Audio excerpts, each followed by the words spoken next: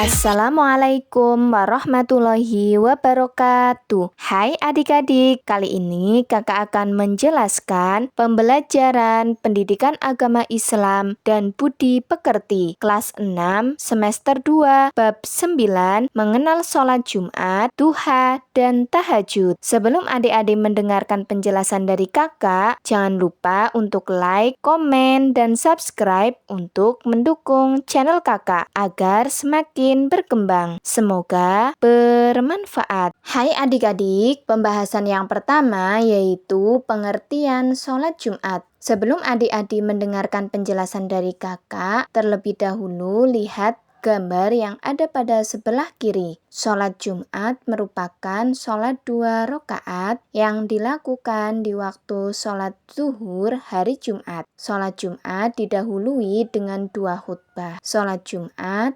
memiliki hukum fardu ain atau kewajiban setiap orang. Siapa saja yang wajib melaksanakan sholat Jumat? Jadi, yang wajib melaksanakan sholat Jumat yaitu yang pertama orang muslim, laki-laki, merdeka, balik, serta berakal sehat, penduduk tetap atau mukim, dan yang keenam, bebas dari aneka halangan, misalnya sakit, bertugas menjaga orang sakit parah. Selanjutnya, demikian pula cuaca sehingga tidak bersahabat, misalnya hujan lebat, terik panas matahari maupun dingin begitu menyengat. Termasuk pula halangan dibenarkan yaitu rasa takut pada diri, bahkan harta dikhawatirkan hilang. Lalu bagaimana dengan perempuan, anak, serta orang yang sedang dalam perjalanan jauh?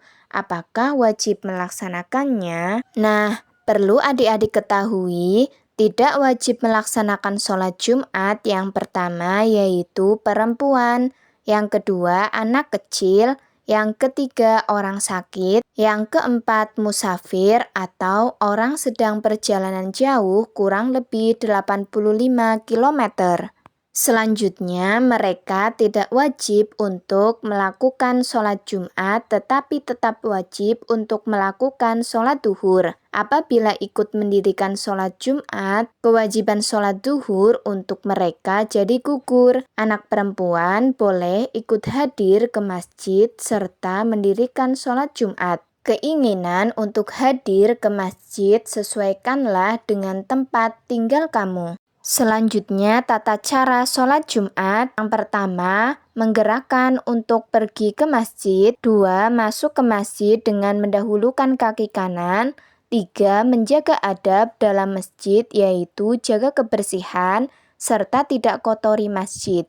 Tidak berdiam diri untuk orang sedang junub maupun haid. 4.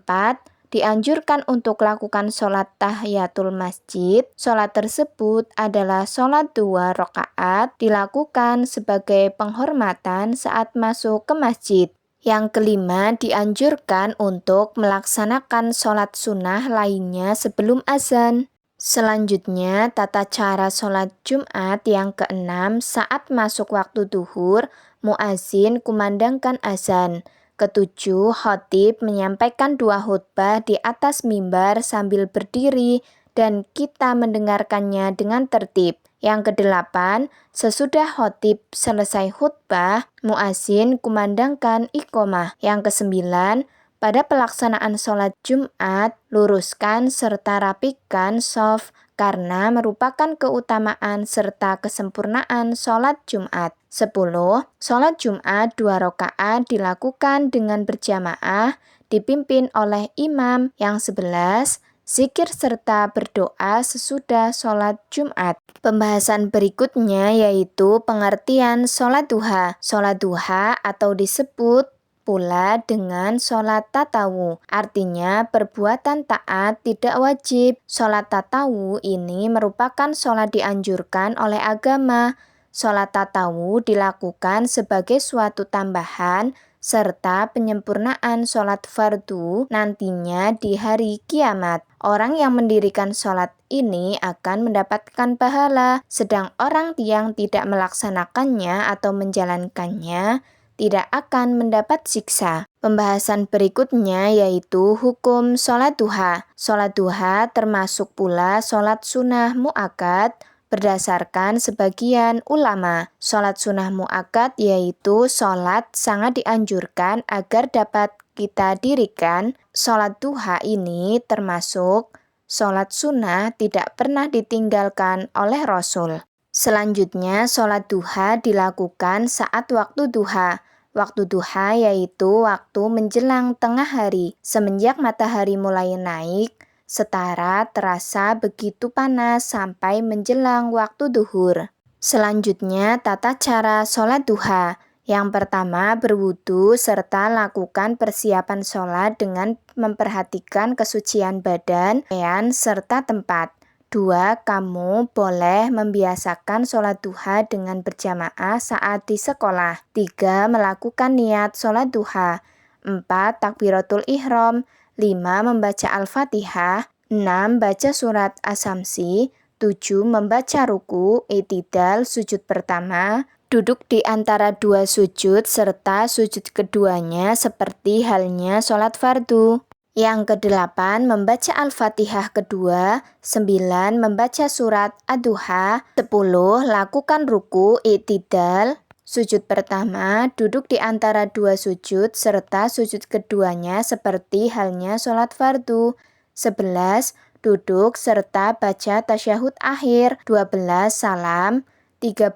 Sholat duha dilakukan minimal 2 rakaat dan maksimal 8 rakaat. Dan ada pula yang berpendapat 12 rakaat. 14. Membaca doa setelah sholat duha. Pembahasan selanjutnya yaitu pengertian sholat tahajud. Sholat tahajud termasuk dengan sholat sunnah mu'akkad. Sholat tahajud termasuk sholat tidak pernah Rasul tinggalkan. Yang mempunyai kebiasaan tidur ada awal malam sesudah sholat isya. Beliau bangun ada pertengahan malam agar dapat lakukan sholat tahajud. Selanjutnya, tata cara sholat tahajud yang pertama, berwudu serta akan persiapan sholat dengan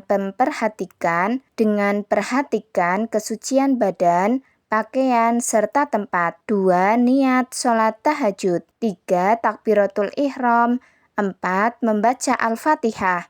5. Baca surat Al-Kafirun. 6. Membaca ruku, i'tidal, sujud pertama, duduk di antara dua sujud, serta sujud keduanya seperti halnya sholat fardu. 7. Membaca Al-Fatihah kedua. Selanjutnya 8. Membaca surat Al-Ikhlas. 9. Lakukan ruku, i'tidal, sujud pertama, duduk di antara dua sujud, serta sujud keduanya seperti halnya sholat fardu. 10.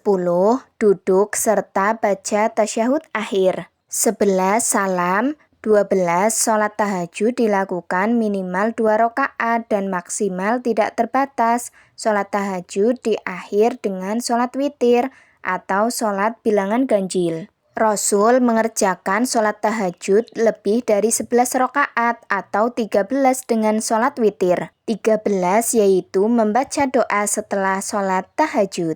Hai adik-adik, demikianlah pembelajaran pendidikan agama Islam dan budi pekerti kelas 4, bab 9, semester 2. Jangan lupa untuk selalu like, komen, dan subscribe untuk mendukung channel kakak agar semakin berkembang. Terima kasih. Wassalamualaikum warahmatullahi wabarakatuh.